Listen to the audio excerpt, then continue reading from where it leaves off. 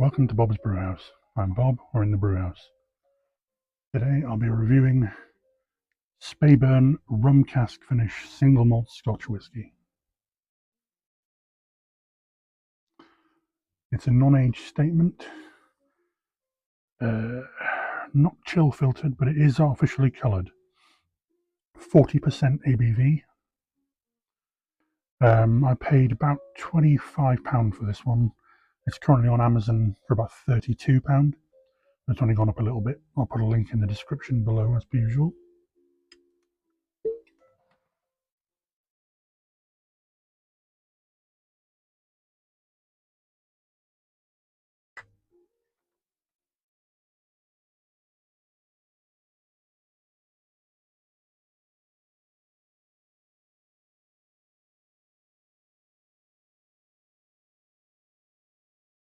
Very yellow looking straight away. Definitely got a pale golden tint to it. So they had, as I said, they have added colour to it, but it hasn't been chill filtered.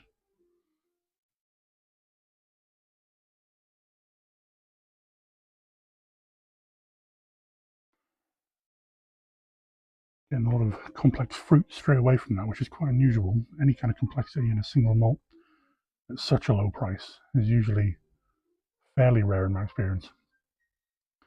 This is the usual ex-bourbon cask finish, but then it's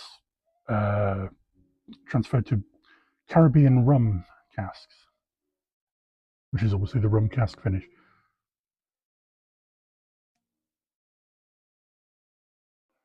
Very, very fruity aroma, definitely something tropical to it.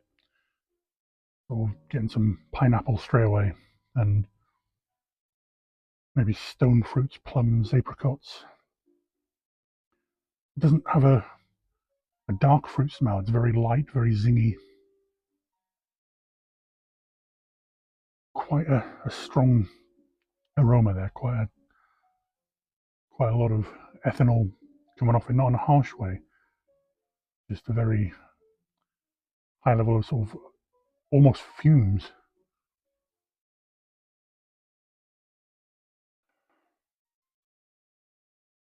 Very, very zesty. Some citrus in there.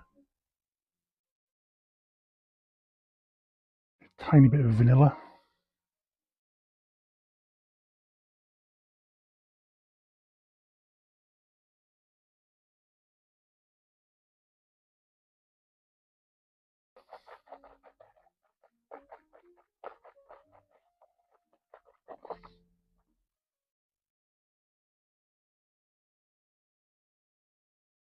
Really interesting initial flavour. It's very, very bourbony straight away. The bourbon really comes out immediately, but it diminishes almost as quickly, and you're definitely left with a lot of tropical fruit notes. Definitely pineapple, that's one of the main ones. Maybe a tiny hint of banana there, just about. But again, a bit of apricot, maybe plum. It's the same in the aromas coming through in the flavour as well.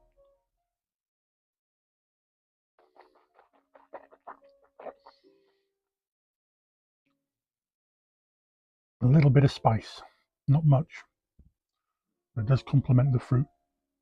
Very tropical. It's got a nice smooth finish to it. I think that's likely from the bourbon cask.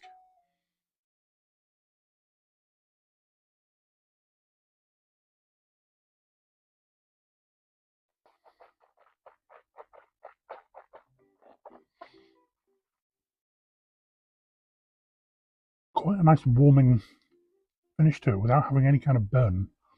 I wouldn't go as far as to call it smooth, but it's not harsh by any means.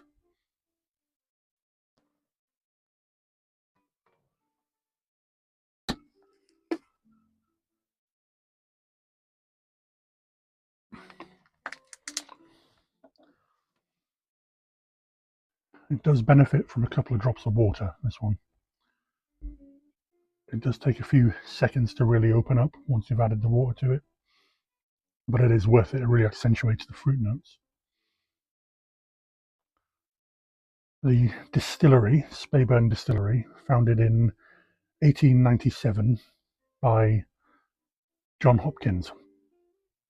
It was quite famous at the time because he wanted to get it all finished and the first batch released in time for Queen Victoria's Diamond Jubilee. And they rushed it so much that they did get the first batch out in time, but the distillery hadn't finished being built, so it didn't have any windows or doors, and all the workers had to wear coats and scarves in order to finish the first batch.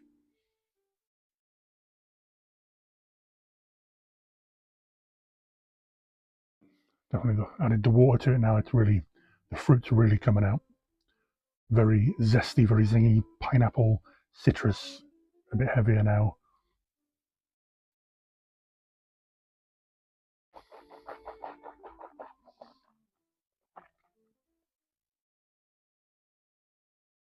Almost entirely lost all the bourbon with the water addition, but that's not necessarily a bad thing with this, as it really does accentuate the fruit and it makes it last a lot longer on the palate.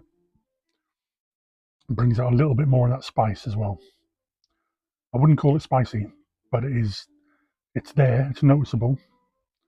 More than anything else, it's fruity, it's smooth, it's very soft on the palate. There's no harshness to it.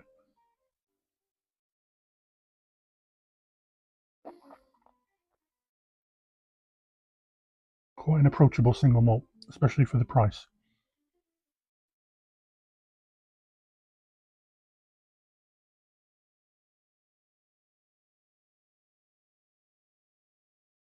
It does have the typical Speyside flavour to it, which I'm a big fan of. But the rum cask finish really gives it a nice fruity, zingy complement. Definitely worth it.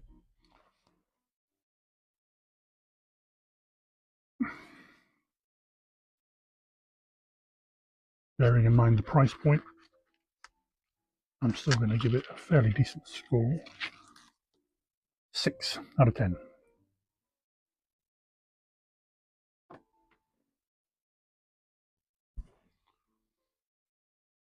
It's probably worth paying a little bit more for, but not a drastic amount more for.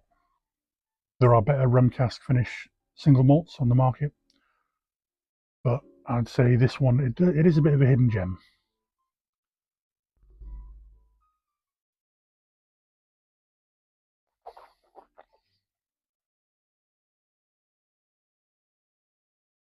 Definitely one for those long summer evenings, I think. That's that then. See you on the next one. Cheers.